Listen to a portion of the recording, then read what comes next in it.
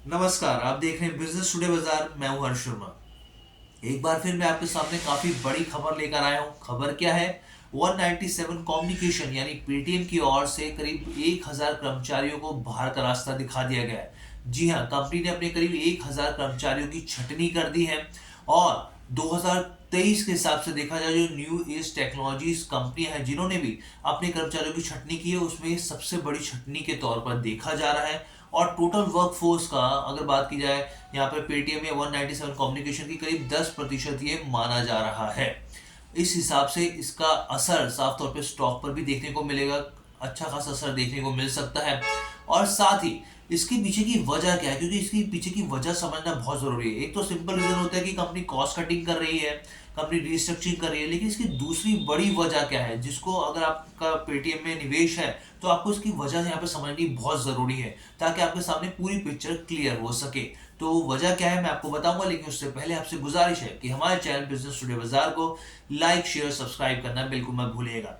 अब देखिए, जैसे पीछे आरबीआई गवर्नर शक्तिकांत दास ने जो अनसिक्योर्ड लोन्स थे उनको लेकर काफी ज्यादा चिंता जाहिर की थी। बिजनेस टुडे बाजार ने इस पर आपको पूरी खबर भी दिखाई थी। और उसके बाद पेटीएम की ओर से एक बड़ा फैसला किया गया था, वो भी हमने आपको खबर दिखाई थी। जिस फैसले में क्या था, साफ तौर पे जो स्मॉल साइज के जो पोस्ट पेड वाले जो बेसिकली लोन्स थे कंपनी की ओर से, जो कि करीब 10,000 से 50,000 तक के होते हैं, उसमें प्रेजेंस को कम करने का पेटीएम की ओर से फैसला किया गया था। और यहाँ तक कि पे बाय नाउ पे लेटर जैसे ऑप्शंस को बंद करने का फैसला किया गया था। अब उसका असर साफ तौर पर उस समय क्या हुआ था, जो कंपनी जो जो भी ब्रोकरेज फर्म्स थे उन्होंने ना सिर्फ रेटिंग घटाई थी, बल्कि जो स्टॉक प्राइस का टारगेट था वो भी कम कर दिया था।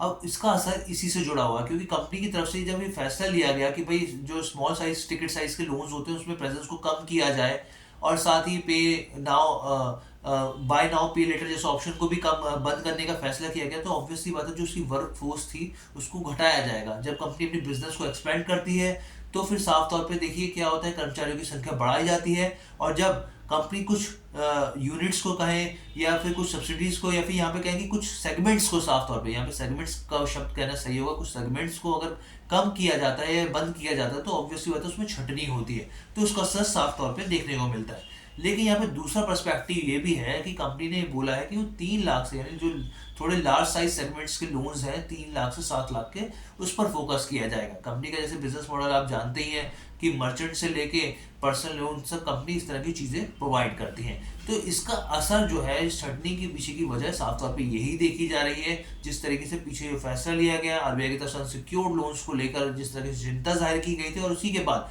पेटीएम की ओर से इस तरीके का फैसला लिया गया। और ये जो छटनी है ये पिछले कई महीनों से चल रही थी, और ये अलग अलग डिपार्टमेंट से यहाँ पे छटनी की गई है। इसको लेकर ही पूरी खबर थी। और साथ ही अगर मैं आपको कुछ आंकड़े दूं जो कि कंसल्टेंसीज की ओर से आई है, मीडिया में कई हवाले से रिपोर्ट छपी है, तो न्यू एज टेक्नोलॉजीज की बात की जाए तो करीब आपको बताऊं कि इस साल 2023 में 3 क्वार्टर की बात करें तो करीब अब तक 28,000 लोगों की छटनी हो चुकी है। जबकि 2022 के आंकड़े की बात की जाए तो 20,000 लोगों की छटनी हुई थी। और 2021 में बात की जाए तो करीब 4,000 लोग थे जिनकी छटनी की गई थी।